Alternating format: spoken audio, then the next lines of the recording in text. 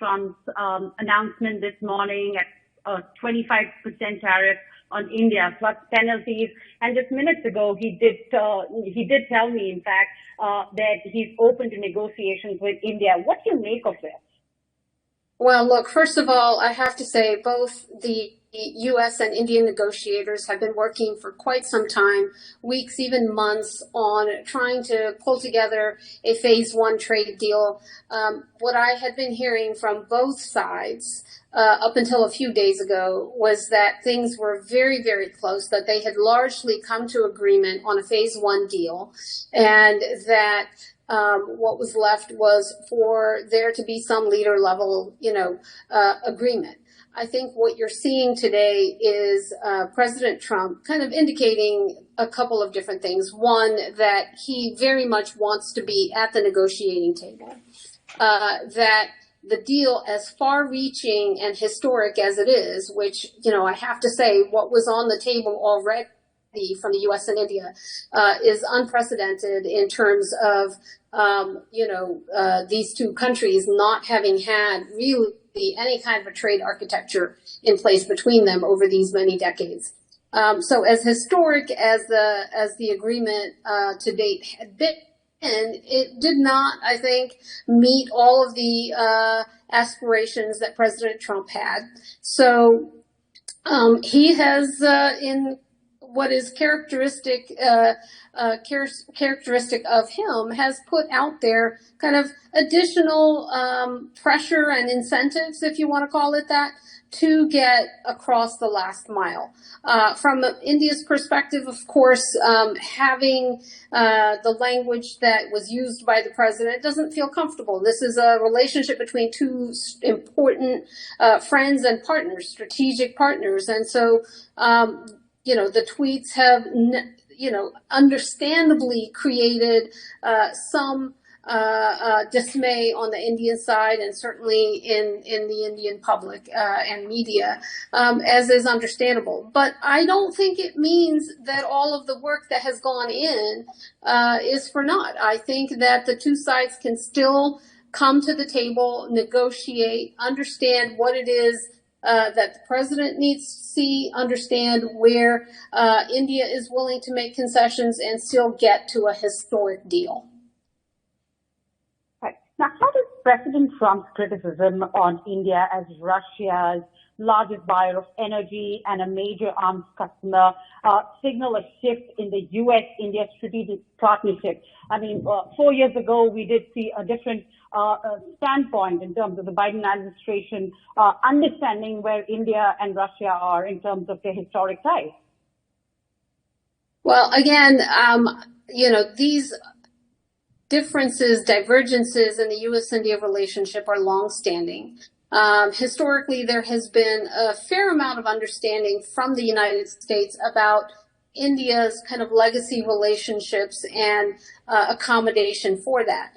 I do think that this president is probably in less of a mindset to accommodate and to adapt to those legacy relationships. On the other hand, I do think that you are going to see kind of a maximal pressure approach from the president until a deal is reached. That doesn't mean that all of the things that the president is putting out there as pain points or pressure points, that there needs to be concessions on all of those points. I think we don't have a clear indication of exactly what it is that President Trump will agree to for a deal to be reached, but I think it's going to be certainly with him in the room for or on the phone for that deal to come to pass. Nisha, in terms of retaliation, in terms of India's steps going forward, India has put in a document saying that they are ready to retaliate on that front. Could India really pivot towards European or Asian markets to compensate for U.S. losses as they still negotiate with the U.S.? Well, look, I think India is going to take what action it feels is necessary. What I would urge both the U.S. and India is, in the midst of any tit for tat, that there not be, that there be a continuation of dialogue, because ultimately it is in India's interest to have a trading relationship with its largest trading partner, the United States. It is in the United States' interest to have a trade agreement with India. Both India and the United States have a long ways to go together to be able to outcompete their strategic competition and adversaries. So there's a lot at stake here for both countries, and neither country should be in a position to say, well, we can do without this agreement. I think that would be a mistake. Nisha, and finally, how do you see these tariffs fit into the broader India-U.S. trade relationship? And how might this affect the U.S.-India strategic partnership, especially regarding China?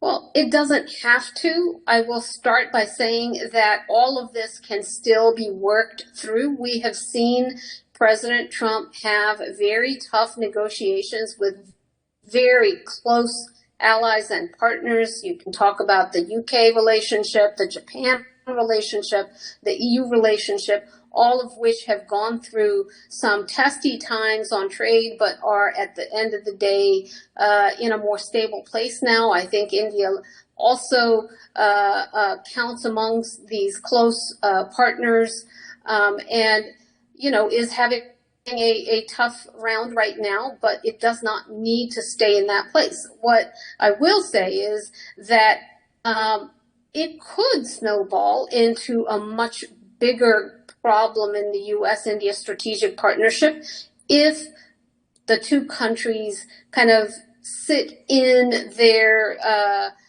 negotiations without an eye towards actually closing the gap and getting the deal done, or by expanding and blowing up the relationship.